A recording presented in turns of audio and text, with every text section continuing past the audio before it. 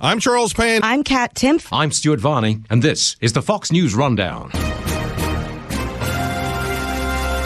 Wednesday, March 15th, 2023. I'm Jessica Rosenthal. The official and unofficial Republican presidential hopefuls are highlighting education-related reforms on the campaign trail, pulling a page perhaps from one governor's playbook as he pushes lawmakers in his state to back his agenda. We have to be focused that we don't lose an entire generation of students to this learning loss, and I think we can make great headway partnering with parents, with teachers and school systems, and making sure that students have the resources that they deserve. I'm Chris Foster. Today, arguments in a Texas federal courtroom over whether abortion pills should be legal, one drug in particular. They believe that the FDA rushed this through. The clinical trials are not safe. They say it's not a safe medicine, and they're using the idea that the Supreme Court overturned the right to an abortion. And I'm Tommy Lahren. I've got the final word on the Fox News Rundown. As Republicans head to Iowa testing the 2024 presidential waters in the state to hold the first nominating contest, one topic keeps coming up: education. Iowa recently passed a school choice bill setting up education savings accounts with taxpayer dollars that allow parents to send kids to different schools. Former President Trump, who has said he's running again, was in Davenport, Iowa this week with a speech on what he called America First education policy. I said the other day I will bring back parental rights into our school system, right? And the place went crazy. Florida Governor Ron DeSantis has not officially announced a run, but was in Iowa anyway and spoke in Des Moines, saying parents should have more say over the kind of books and content in classrooms. And that's why we've done things like ban critical race theory from our K through 12 schools. We're not teaching kids to hate our country or to hate each other with your tax dollars. No way. South Carolina Senator Tim Scott has not yet announced if he's running yet, but was in Iowa a few weeks ago and toured a Catholic school with Iowa's governor, commending her school choice bill. Parents, you do not pay property taxes so that adults with agendas can tell your kids that there are 100 genders, but only one ideology. And while not in Iowa, South Carolina's former governor Nikki Haley, who has announced she's running, spoke about education from New Hampshire, saying new laws like the one in Florida restricting gender and sexual orientation conversations to those in fourth grade and above aren't strict enough. We should not be talking to kids in elementary school about gender, period. And if you are going to talk to kids about it, you need to get the parents' permission to do that. The issue has ramped up in Congress as well, with Republicans introducing a Parents' Bill of Rights law. While Republican presidential hopefuls make education-related reforms a critical part of their campaigns, they may be taking, at least in part, from the playbook of Virginia's Republican governor. He made education, specifically parental involvement, a cornerstone of his 2021 campaign. But it's been an uphill battle. Democrats in the state legislature have blocked parts of that agenda, like bills that would have eliminated so-called critical race theory in K-12 schools, and one that would require kids to participate on sports teams according to the gender they were born with. Another bill that failed would have made it easier to create charter schools, as did one that would have put the state on a path towards school choice with education savings accounts.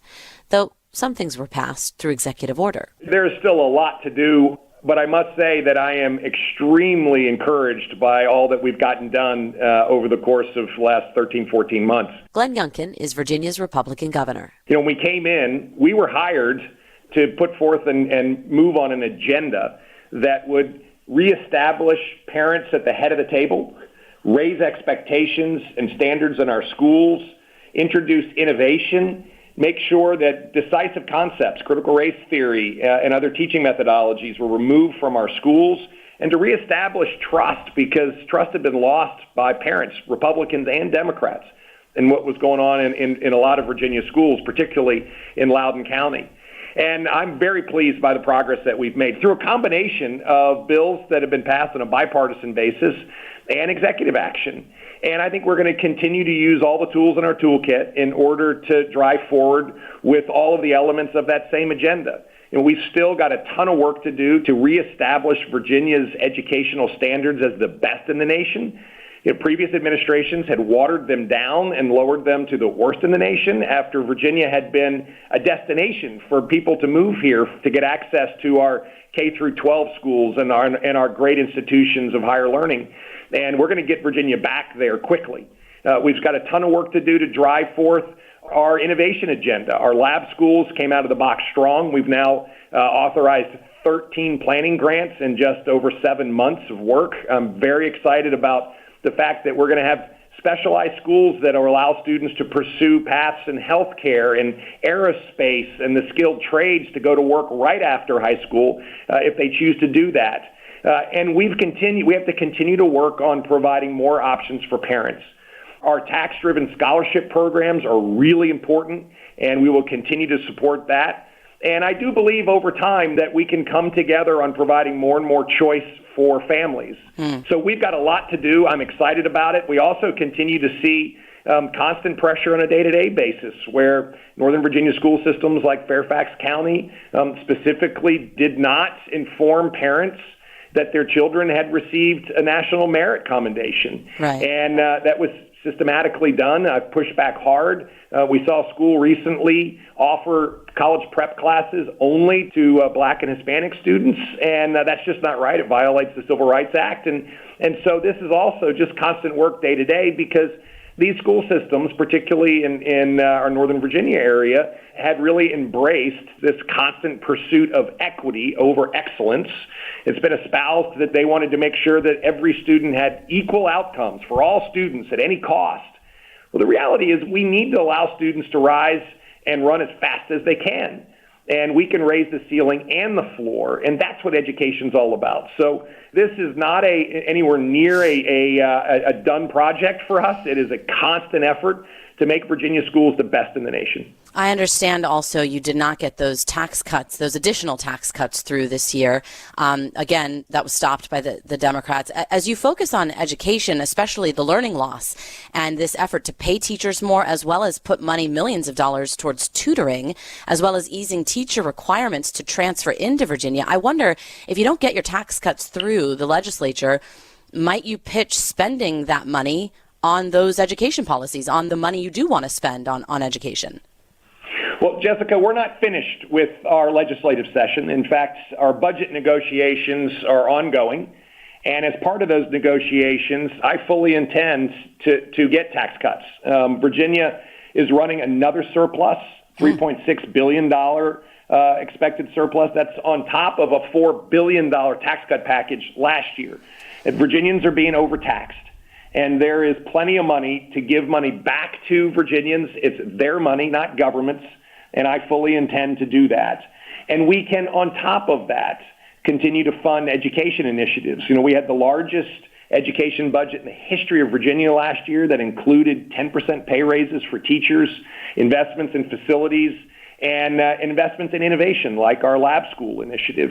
And we're going to continue to press forward on those kinds of very, very important investments, including, as you rightly point out, initiatives to close the learning loss gap. And we launched this week $30 million of micro grants that are available to Virginia families, specifically customized to their children, in order to provide opportunities to close the learning loss. You know, we were heartbroken, if not devastated, to see that so many of the policies of the past, in addition to the extended and unnecessary closure of our schools, resulted in Virginia kids experiencing the largest learning loss in the nation. And so we went to work right away with free tutoring partnerships, with the Khan Academy, real focus on bringing more teachers back and money to recruit. But this microgrant initiative is really important because it provides families the ability to customize the kind of support that their student needs in order to catch back up. We have to be focused that we don't lose an entire generation of students to this learning loss. And I think we can make great headway partnering with parents, with teachers and school systems, and making sure that students have the resources that they deserve. Governor, I'm pivoting here because you've got more on your plate than just education, right? I understand Democrats in your state say your decision to say no to this Ford EV battery facility is costing Virginians jobs, and they accuse you of only doing this as a political move. Can you share with us more about your decision to say no to a Ford plant that is in business with a Chinese supplier of electric vehicle batteries? I guess Ford is taking this now then to Michigan. Yeah, the entire suggestion that this is anything political is silly. The reality, of course, is that we see, in this case, Ford Motor Company partnered with a company called Cattle, which is influenced, if not controlled, by the Chinese Communist Party. Their behavior has demonstrated it. Their CEO is on the top industrial planning commission of the Communist Party. And all that Ford is doing here is setting up what I think is a Trojan horse relationship to allow this Chinese Communist Party controlled company to gain access to incentives from taxpayers. And it's not right. The Inflation Reduction Act incentives were put in place to create trusted supply chains, American supply chains or supply chains that rely on trusted partners. And it specifically excludes bad actors. And yet here's a circumstance that was put together in order to circumvent that rule. I think it's wrong. And when invited to propose an incentive package from Virginia, I chose not to. I think the reality is that China has one goal. The Chinese Communist Party wants to dominate the world at America's expense. And we have to recognize this. And we in Virginia are doing everything we can in order to stand up. We've passed bipartisan legislation that prohibits the purchase of our farmland by bad actors. I banned TikTok and WeChat for all government devices, and then legislation followed immediately. And of course, we continue to see the Chinese Communist Party trying to invade our education institutions with recent revelations that they had been donating to our top high school to gain access to curriculum and methodology in the Thomas Jefferson School of Science and Technology. We must recognize as Americans that the Chinese Communist Party, the Chinese government, is not a friendly competitor. They are trying to win at all costs and using every element at their disposal, from surveillance with balloons to economic coercion and imperialism around the world and in the United States, and into military saber rattling. We've got to stand up and be strong, and as governor, that's what I plan on doing. And if there's another project and you find out that there's a relationship with China, it sounds like any project that comes before you with any relationship to China would get nixed. It wouldn't move forward in Virginia. Well, let's just be clear. This is not a wholesale condemnation of Chinese people. It's a recognition that the Chinese Communist Party, that is the Chinese government, has a plan. Right. And in this case, particularly, this company is not just influenced, but it really does appear to be controlled by the Chinese Communist Party. I got you. And that is a very, very important recognition. We also need to recognize that there are industries that we're going to have extra scrutiny upon. Semiconductors, the supply chains for electric vehicles, and solar panels and wind turbines, our telecommunications infrastructure, pharmaceuticals. I mean, there is a long list of national strategic imperatives around these industries that we have to pay attention to. And I do believe that that the Biden administration is weak on this topic. They need to be far more insightful. They need to stand up stronger against the Chinese Communist Party, and I encourage them to do so. Briefly, I know we have to run, but everyone asks you if you might run for president. I want to ask you briefly, because you come from the financial world, about Nikki Haley's proposal. She's running for president, as we know. She says the retirement age should be lifted. I know this is very controversial. President Biden likes to say that Republicans want to tamper with Medicare and Social Security. But since those programs are headed toward insolvency, should we have a conversation about that? Should people like me in our 30s and 40s prepare for retirement differently?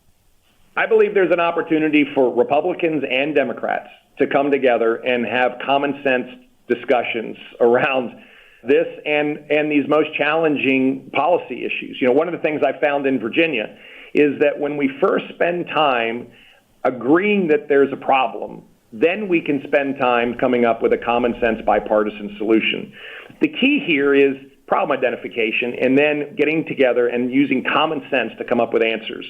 I think we can do it in Virginia because we have proven it. I think we should be able to do it at the federal government level, and I just encourage people to get in a room and start talking. Virginia Governor Glenn Youngkin, thanks for joining us. Great. Thank you so much. Have a blessed day.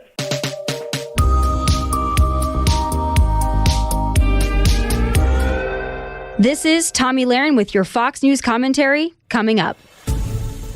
Nearly 9 months now since people celebrated or condemned the end of federal abortion rights overturned by the Supreme Court. Many babies will be saved because of this happening today. Women's rights are being turned back decades. I'm so grateful. I've been praying for this moment for my entire life. This is something that we've been waiting for, we've been fighting for. I'm very afraid for our future. How can our nation be blessed if we just don't care about life in the womb and the unborn?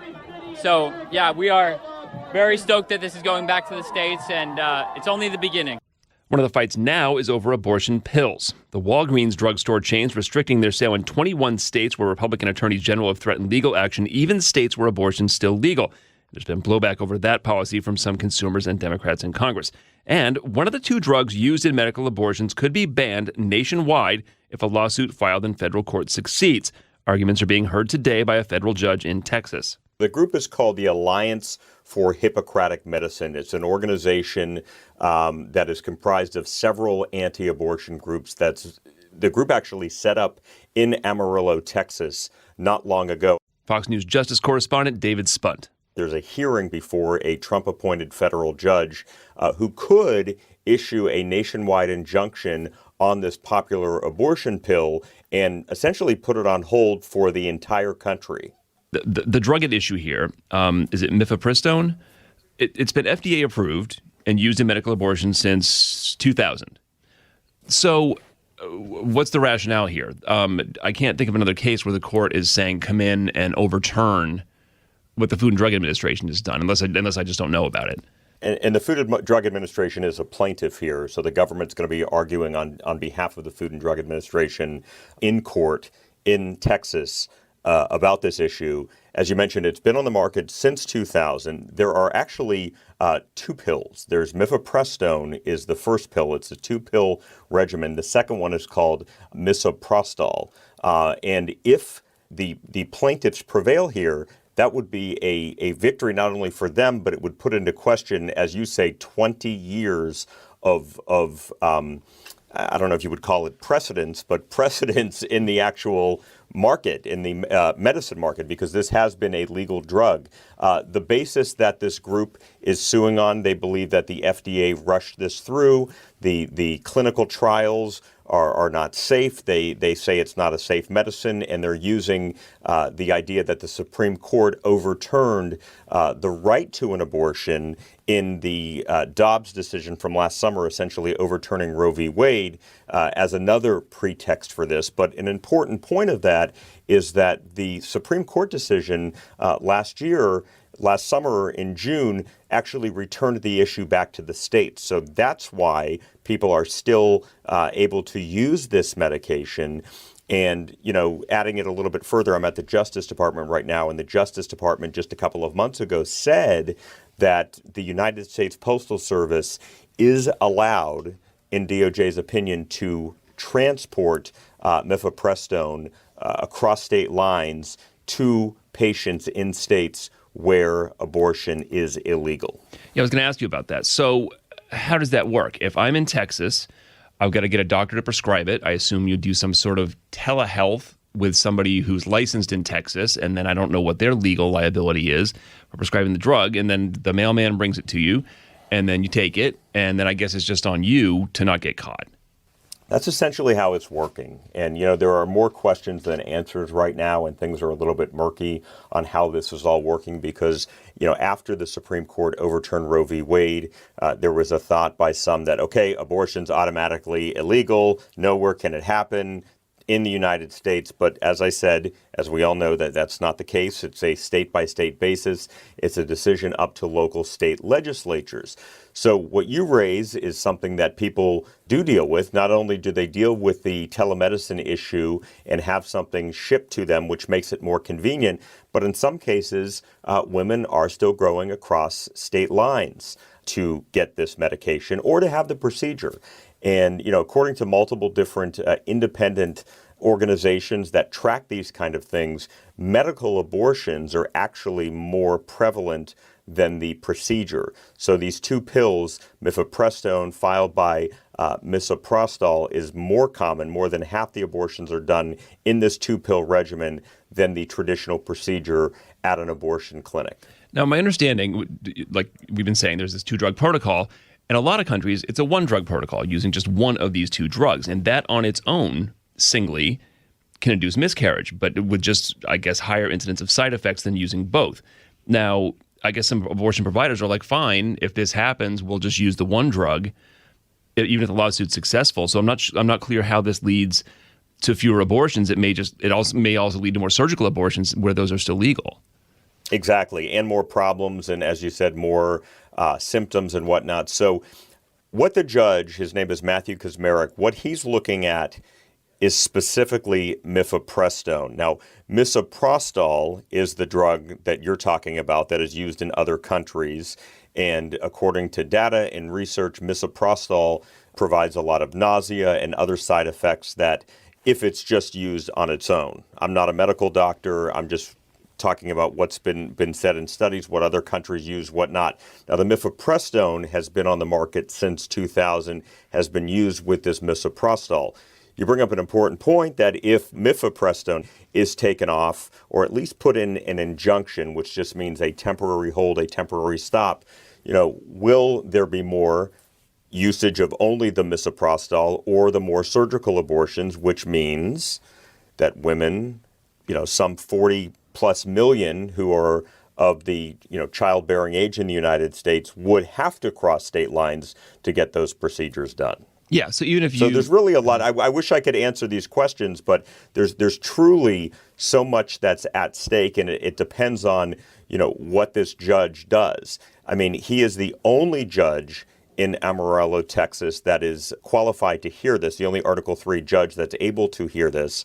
The group set up in Amarillo, Texas, knowing that they would be able to get this judge. And that right there is already causing more questions than answers. Just the fact that, this is one judge in Amarillo, Texas, that could essentially put this on hold for the entire country. But these groups, these pro-life groups, believe they have a reason to do this, and they're pushing forward. Yeah. Other than the fact that he was appointed by President Trump, is there any indication of how the judge might be leaning on this?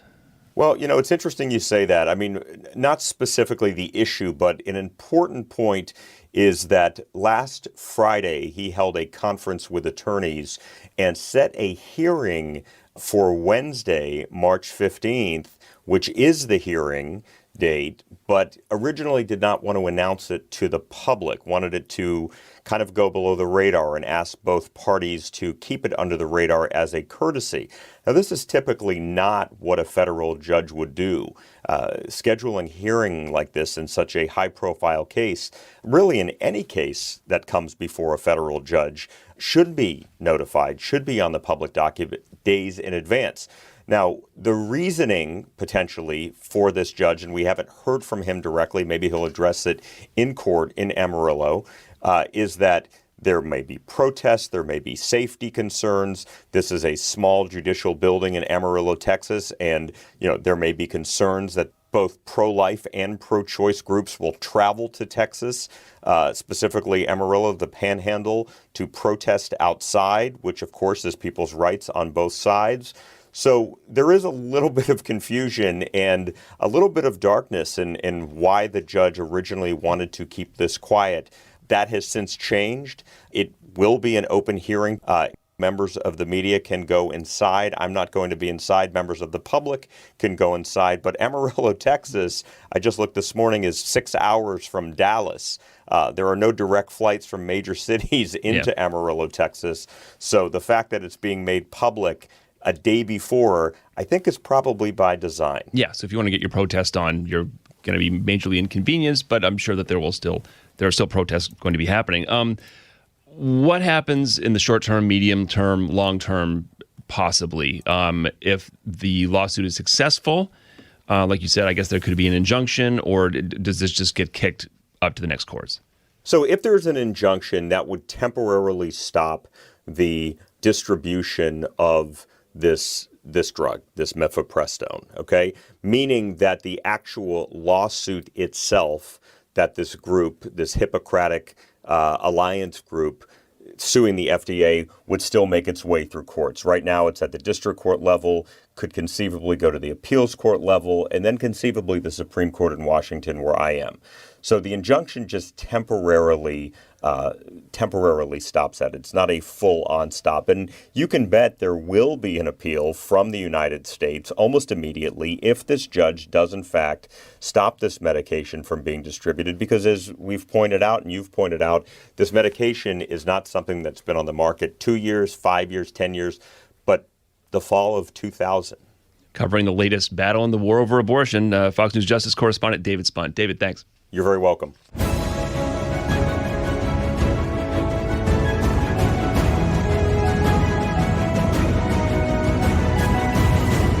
And in other news, I'm Gianna Gelosi. A Chicago man has filed a class action lawsuit against Buffalo Wild Wings on the grounds that its so-called boneless wings are actually closer to chicken nuggets. The suit says Buffalo Wild Wings' advertising of boneless wings is false and deceptive, claiming the company wants diners to believe the wings have been deboned when they're actually not wings at all. Instead are, quote, slices of chicken breast meat deep fried like wings, akin to a chicken nugget, which he says is a cheaper chicken product. And while the discrepancy may seem like semantics, the man behind the suit points to the fact that Buffalo Wild Wings competitors are careful not to mislabel their meat chunks. He notes that Papa John's calls the dish chicken poppers, while at Domino's they're labeled boneless chicken to avoid any confusion. Buffalo Wild Wings took to Twitter to respond with a series of saucy tweets like, quote, it's true, our boneless wings are all white meat chicken. Our hamburgers contain no ham. Our buffalo wings are 0% buffalo. And crypto is just boneless money, and decaf is just boneless coffee. As reparations for the alleged chicken dupe, the suit demands a jury trial, an unspecified amount of punitive damages, lawyer fees, and any other damages as determined by the judge. For the Fox News Rundown, I'm Gianna Gelosi.